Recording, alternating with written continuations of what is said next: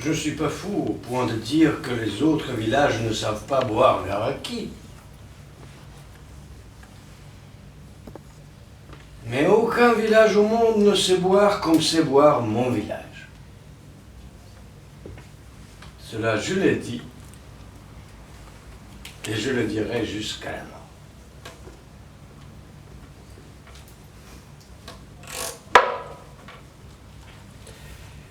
Celui qui hésite à le croire, qu'il se lève et part. Car je suis capable de lui expliquer, et de la belle façon. Mon village,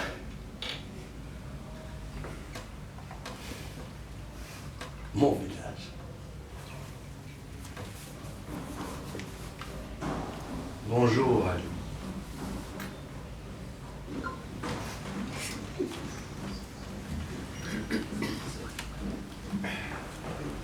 Ou alors acquis avec élan et fou, du berceau jusqu'à la tombe.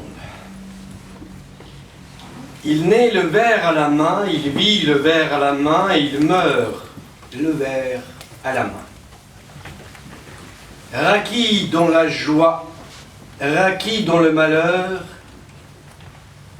et Raki entre les malheurs et les joies.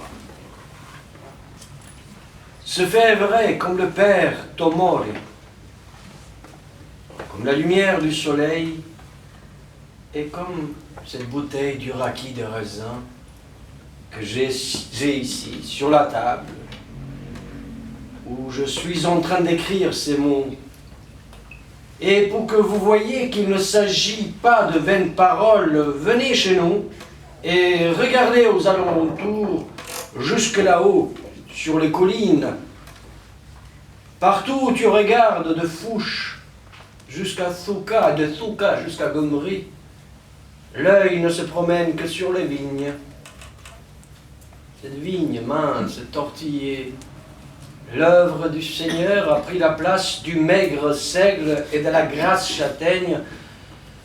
Et maintenant, elle s'élance impétueusement sur le chêne, au cœur de la forêt, et prétend prendre sa place. Le chêne, parce que c'est un chêne, a lui aussi des racines bien sûres et pousse dans la terre, mais cet nom de Dieu de vigne nous monte sans hésiter jusqu'au sommet du rocher, jusqu'au Gourikouch, la pierre rouge.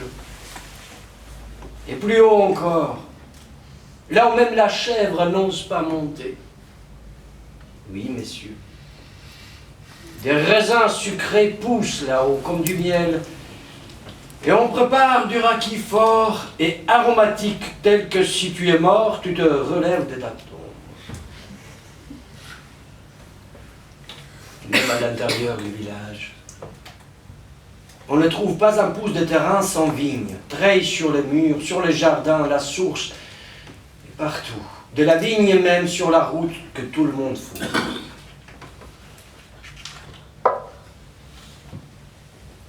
Cela pour les vivants. Car pour les morts, c'est à peine besoin de le dire, leurs tombes, ils les ont sous les treilles. Mais comme si ces vignes bénies ne suffisaient pas pour le raki, voici encore les prunes de Talus, les prunes de prairie, et aussi les cournouilles des forêts, mon fruit préféré. Et je ne sais combien d'autres fruits, des arbouses jusqu'aux mûres et aux poires cultivées au sauvage. Et tous ces bruits, et tout cet élan du village, dès le matin jusqu'au coucher du soleil, rien que pour cette sueur d'alambic qui adoucit un peu cette vie amère, dont nous ne pouvons trouver la fin. tous ces fruits du Seigneur, on les presse dans les tonneaux, on les laisse fermenter dans des cuves, on les fait bouillir de force dans l'alambic jusqu'à ce que sorte en continu ce liquide blanc, comme si c'était la seule préoccupation de l'homme sur la terre. C'est lui qui sait apprécier, c'est lui qui sait ce qui est bon, et qui chez nous ne connaît pas cela? Te dira que le raki de raisin est fort, comme il convient aux hommes, que le raki de poire est pour les hôtes d'honneur, que celui de cornouille a l'odeur de montagne et celui de prune a l'odeur des champs, et que le raki de mûre est lourd, lourd comme le plomb de mousquet. Croyez-vous que c'est pour rien qu'on l'appelle raki d'ours? Bien que je les ai énumérés un à un selon leur rang, il n'y a pas de raki qui ressemble à un autre raki, comme il n'y a pas de Selman qui ressemble à un autre Selman, et comme il n'y a pas de Stéphane qui ressemble à un autre Stéphane. Il y a des maîtres S-raki au village qui peuvent produire, comme en se jouant 20 ou 30 sortes de raki de raisin, et plus selon leur désir. La façon dont il le distille, le mélange, dont il chante, le bénit, cela est son affaire, car ce n'est pas pour rien qu'il est un maître, comme toi. Tu es un juge, un autre commerçant, celui-ci, voleur, celui-là, écrivain, moi, le malheureux, je ne suis à rien.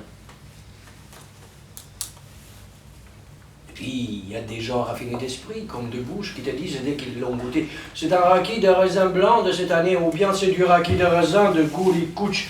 Et si tu lui demandes, il te dira, ah, c'est du raki de l'année où le fleuve nous a inondés. Non. Celui-là, c'est du raki de l'année où Hassan Strouga s'est fait tuer. Et parfois il sourit, se dépêche de te dire « Ne me fais pas languir et remplis mon verre encore une fois parce que celui-là me semble bouillir de la main de Mitouchk. » Que Dieu lui pardonne. On ne verra plus de maître comme lui. Et s'il est vraiment distillé de sa main, lamente-toi de voir la bouteille s'en aller.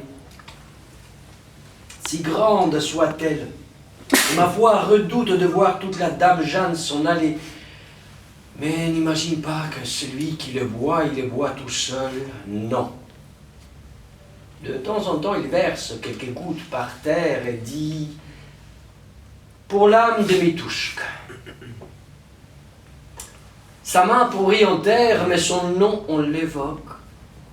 Et il sera évoqué de génération en génération tant qu'il y aura du bon raki et des gens pour boire ce raki. Il y a d'autres maîtres de raki. Oui, qui marchent sur le trash de Mitouchk. Mais ils ne l'égalent pas et ne l'égaleront pas. Mais aujourd'hui, camarades, ce village qui est le mien est rempli d'alambics. À chaque maison, son alambic. En effet, celui qui a un alambic est son propre roi. Il te regarde du haut comme s'il était monté sur un trône, et c'est à peine s'il répond à ton salut. Tu peux posséder des champs autant que tu veux, des châtaignes plus que tu ne peux, emporter de gros ballots de marchandises. Si tu n'as pas d'alambic, tu es le dernier du village et un homme sans honneur. Tu peux être au village depuis des générations, depuis ton grand-père, ton arrière-grand-père et plus loin encore, mais tu es toujours étranger dans les archives du village. Tu étais de Mokra, tu restes de Mokra. Sans discussion. Fais un alambic et tu verras ta situation changer et tu t'enracineras dans le village. On te considérera comme un membre de la communauté et tu verras comment les filles des anciennes familles vont te faire la cour et vont te respecter. Mais ça va de soi. Quand tu as un alambic, tu dois avoir aussi un petit vignoble auquel tu es lié. Tu feras bouillir, comme les autres, en juillet et en août, 10, 20 charges de prunes pour ne pas avoir à frapper chez l'Igomène, qu'il nous bénisse. Car en amont, le Père Lazo de Sanaum, c'est le nôtre. Il ne te laisse pas te sécher la gorge, car il le sait par lui-même comme c'est douloureux d'avoir soif. Mais il vaut mieux avoir une dame Jeanne pleine dans ta cave que de déranger autrui. En ce qui concerne l'art du bouilleur de raki, car celui du buveur, je le connais, c'est l'expérience qui te l'enseigne. Si tu ne veux pas que le monde se moque de toi, tu ne le connais pas. Alors va demander à Choquet. Lui te dira tout sur l'art et la manière. Il t'enseignera tout de bonne façon. Tanya et Doku ne sont pas non plus sans valeur, mais ils travaillent grossièrement quand ils font bouillir les raki pour le niais et les gâteux. Eux aussi font un bon raki, mais pas pour le village. Car, comme on dit, la corneille ne crève pas les yeux à la corneille. Et le faiseur de Tamis ne trompe pas son collègue. Toi, si tu veux du raki pour les amis, demande à Chouk. À Chouk, puisque Mitouchi ne vit plus, car Mitouchi n'avait pas son pareil dans les villages, et il le pesait avec la balance de l'or. Mais si bien Dieu et une justice au monde, dans l'autre monde, car ici l'Aro ne laisse pas de quoi manger à ballot, Mitouchi bouillera toujours du raki, non pas pour toi et moi, car nous ne comptons pour rien, mais pour les saints. Oui. Un raki du raisin pour Saint-Nicolas, un raki des mûres pour Saint-Spiridon, et Shliva,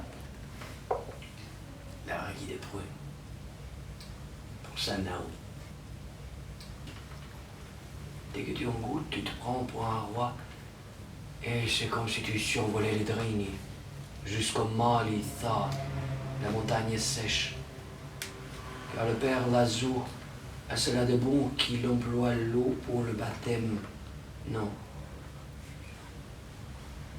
Il prend la prune pour boire. Jamais il ne mélange les deux ensemble. La prune d'un côté ou de l'autre, tu choisis ce que tu veux. L'un et l'autre ne se mélangent pas plus que l'on ne confond le paradis et l'enfer, le jour et la nuit, ou le commerçant et l'honnête homme. Maintenant, si tu te sens en manque, va chez le père Lazo et parle-lui de ma part. Tu n'auras pas parlé pour rien. S'il ne te donne pas une dame Jeanne, il ne te laissera pas sans une bouteille. Oh, étions. Ah oui. À la distillation du raki, si tu t'es trompé ou si tu as trop ou un frais, c'est ça qui détruit là. Ou un frais. Et que tu l'as sorti trop d'eau, comme pour des cannes d'eau douce. Ne le dis à personne, car on se moquerait de toi. Mais va directement à l'alambic et fais-le bouillir encore une fois. Si le raki n'est pas beau, car il doit être bu par l'œil avant d'être par la bouche. Fais-le à nouveau bouillir et mets une petite branche de pomme, un copeau de mûrier ou quelques autres feuilles que je ne peux pas te dire, car si on le savait, on me chasserait du village comme un traître. Tu verras alors comme il prend la couleur de l'orange ou du citron selon ton désir. Dans mon village, le petit boit le verre comme le grand. Il ne tremble pas. Il ne tombe pas. Il ne fait pas la grimace. Il les boit le matin quand le jour se sépare de la nuit. Il le boit au déjeuner, l'après-midi et au dîner à n'importe quel moment, car le raki a cette vertu de se boire jour et nuit, soit en hiver, soit en été. Pendant l'hiver, on le boit pour se chauffer et en été pour se rafraîchir. Aux autres moments de l'année pour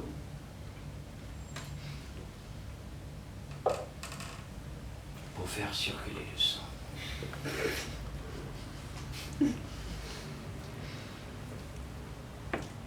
Car Dieu nous garde. Sans le raki, le sang ne circule pas.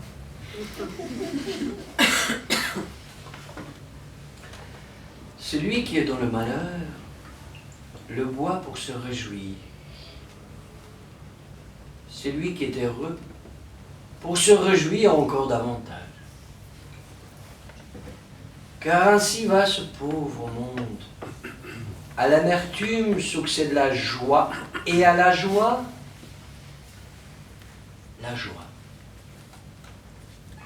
jusqu'à la fin de la vie.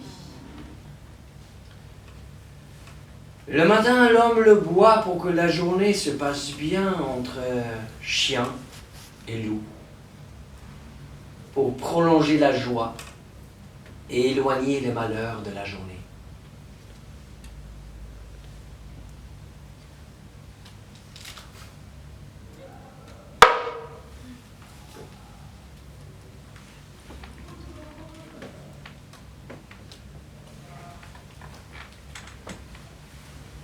Ce monde. Je te l'ai dit, 2 personnes n'ont jamais le même tracas. Si tu as mal à la tête, bois du raki. Il enlève la douleur, malheureux. Si tu as mal au cœur, bois du raki. Il t'affermit le cœur. Et si tu as un autre tourment, bois du raki. Il éloigne de toi tous les tourments. Si ton esprit n'est pas tranquille, ou si ta malheureuse tête tourne comme la pierre du moulin, bois du raki à la sérénité. L'ataraxie. Elle arrive d'elle-même. Si tu as envie de pleurer ou de chanter, nous sommes hommes, malheureux que nous sommes. Bois du raki, bois. Bois du raki.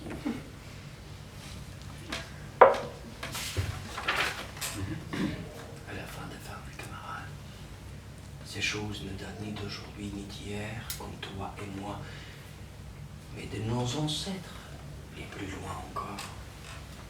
Et ne buvez pas de raki ordinaire, de 2e ou de 3e classe, comme ceux qui ne s'y connaissent pas, mais du vrai raki, du raki de derviche.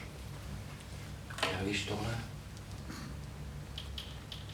Comme les petites gens de mon village. Du raki, mon ami. Du raki qui flambe dès que tu approches ton bougie. Le plaisir du raki de mon village, même le bébé le connaissent. Et ce n'est pas pour rien que les mères mélangent parfois pour eux le lait de leur sein avec un verre du raki. Si tu voyais alors les visages des bébés briller de joie, comme ils rient et s'élancent, s'envolent, et puis ils glissent dans un sommeil comme celui que procure l'opium.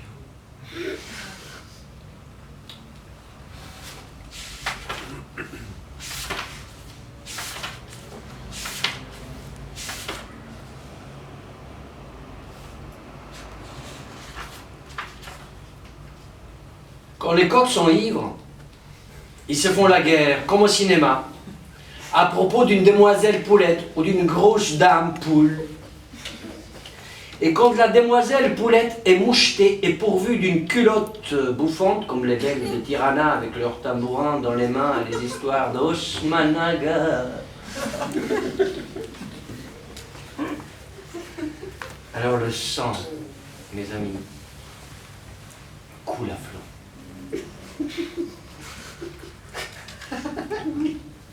Et si tu es là, tiens-toi à ton travail et n'entre pas au milieu, car tu subiras le même sort que celui qui a perdu un œil. Au fond du fond, quand ton sang s'allume en toi, pour quelqu'un robe à poids, au-dessus du genou, ou pour quelqu'un disserte souriante, aux yeux noirs et aux lèvres charnues. Est-ce que les coqs survivent pour être dans la mer? Au mois de mars, l'âne de Chope est devenu ivre. Oui, l'âne a trouvé la porte de la cuve ouverte. Il a bu un premier toast, et glou, glou, glou, jusqu'à être ivre mort. Car ce raki béni, ce n'est pas peu de choses, c'est une très bonne chose, tant pour les hommes que pour les ânes. Et pour être juste, l'âne de Chope avait une excuse grande comme une natte de Sphyrine. Une natte de Sphyrine, vous la connaissez? Car c'était lui qui avait porté les raisins. Et oui, c'était bien cet âne qui avait porté le raisin sur son dos depuis Liskovets. Il avait donc lui aussi le droit de boire avec ses amis selon le code civil. Quand il fut ivre, écoute, homme heureux, comme disent les Gegs, il est sorti dans le village et il a fait 99 comédies, marchant tantôt sur deux pieds comme un homme, tantôt au trot comme le cheval de Kaplan Aga, et braillant avec ses amis sa chanson comme l'homme de la radio. Puis les demoiselles Paulettes se sont rassemblées autour de lui. Les dames poules avec les messieurs coq en tête, les cannes et les canards, tous ivres comme au noces du Rogozbeil, et ils se sont proclamés artistes. Artistes, artistes, artistes. Et super artistes.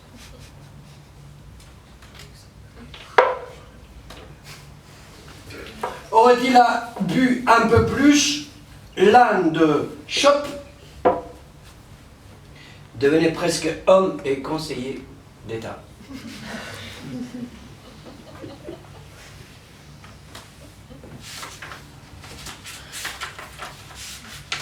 Il n'était pas encore Trump.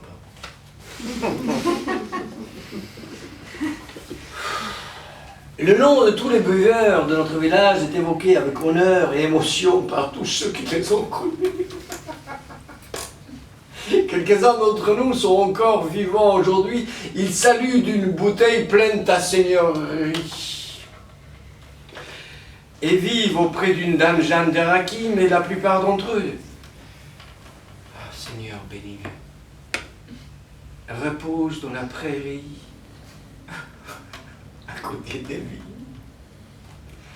Au-dessus de leur tête, ils ont des vignes. Oui, à leurs pieds d'autres vignes, et leur corps s'entremêle avec des vignes, se transforme d'année en année en vignes et en raki pour nous, aujourd'hui, tout comme notre corps se transformera. Oui, vos corps, mon corps, à tous, demain, il sera.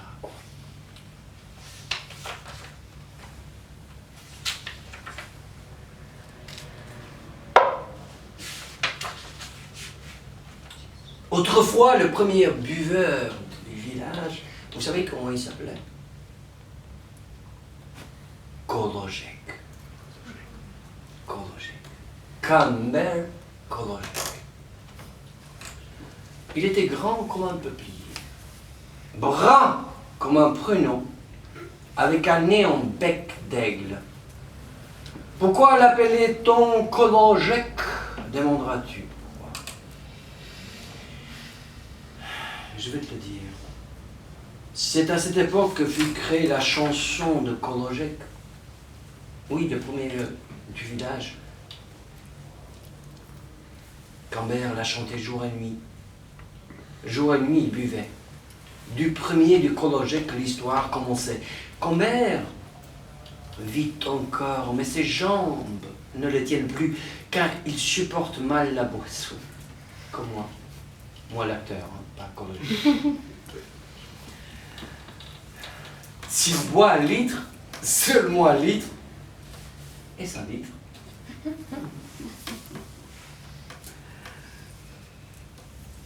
Il devient ivre, tellement ivre qu'il ne sait plus dans quel monde il se trouve. Quand il devient ivre, le vent du nord le fait osciller d'un coin à l'autre. Et c'est pour cette raison que les jeunes buveurs qui détiennent le pouvoir, parce qu'ils sont jeunes, ils l'ont mis à la retraite, comme un vieillard qu'il l'est.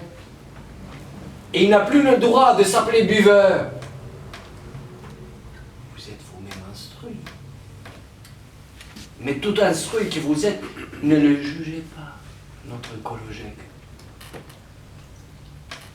D'après l'état dans lequel il se trouve aujourd'hui, voûté, plié en deux, les yeux rouges, larmoyants, tremblants, car cet homme, autrefois, a tiré l'épée pour l'honneur de notre village.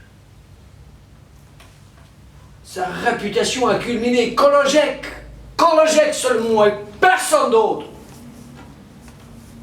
Quand il a battu ceux de la caravane d'Elbasan, je ne sais pas qui a tendu ce piège, non, le Tosque est le plus fort. Oui, le Tosque est le plus fort. Non, c'est lequel? Non. Notre montagne est la plus haute. Non, je peux te rendre vivre et te mettre le bas. Non, ce n'est pas toi. Et le sang bouillonnant, les lalles de la caravane ont transformé le sel en médjit. Vous savez ce que c'est que le médjit? Moi non plus, je ne savais pas. Médjit, c'est une monnaie. Non, c'est un habitant de la plaine de Mecque. Vous savez où se trouve la Mecque? Voilà. C'est un habitant de la plaine de Musetché. J'ai dit n'importe quoi. Donc les Médjites ont acquis, ils se sont réunis sur le tapis de l'auberge de Petrella pour boire. Petrella. C'est magnifique. C'est une des plus belles collines au monde. Ils avaient leur acquis à portée de main, dans des jarres et des cruches, comme le désirait leur cœur, et buvaient dans des pots de terre.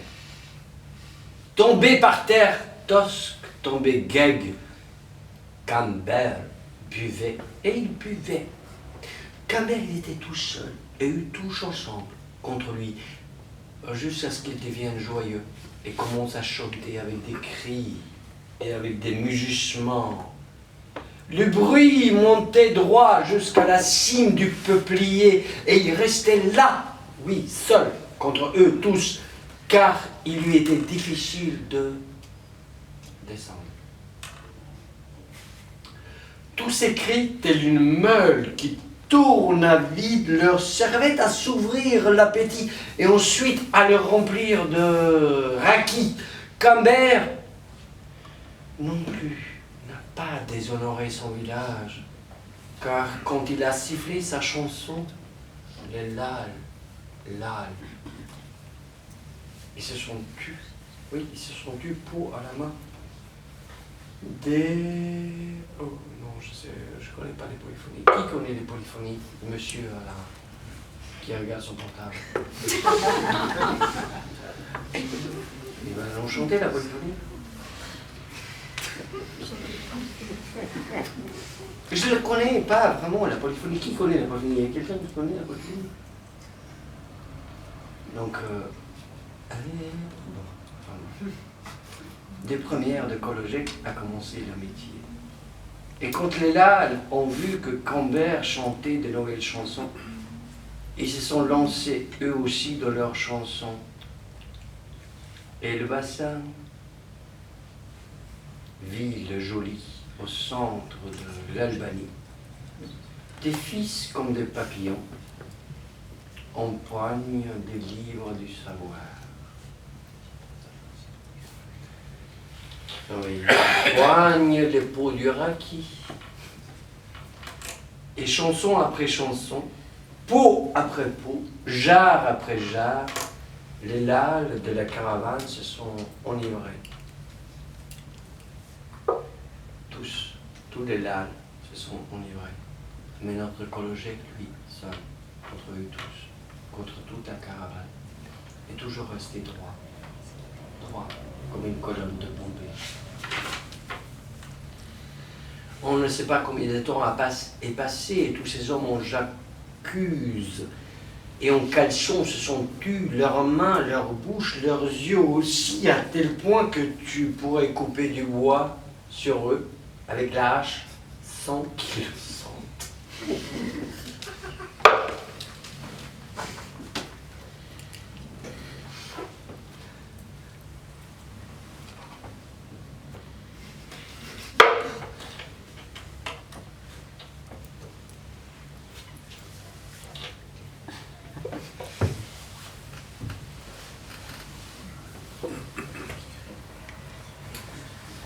Notre collègue est allé les secouer.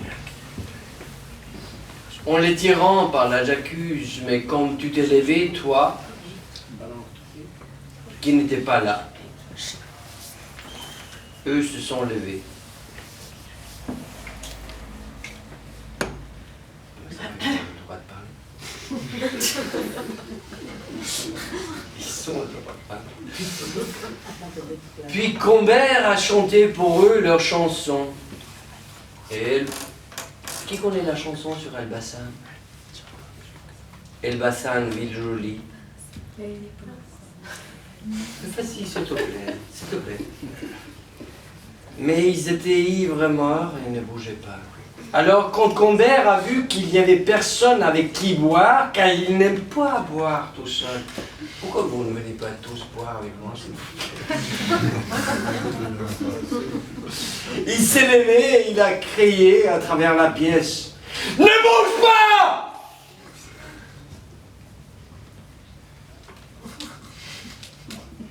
Diable que tu es. Mais la pauvre pièce froufrou montait et descendait comme la voile du maïs. Oh, j'adore le maïs. Sous la houle. Houle.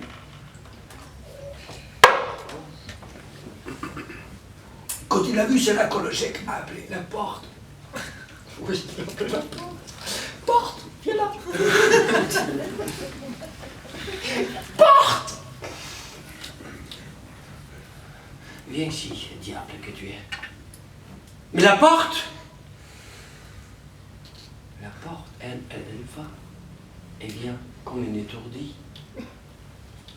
Non, elle n'est jamais arrivée à lui. Et une fois, elle s'est approchée plus près de... Kolojek faisait comme s'il ne la voyait pas, mais il la regardait du coin de l'œil. J'ai dit, la porte s'est approchée de lui.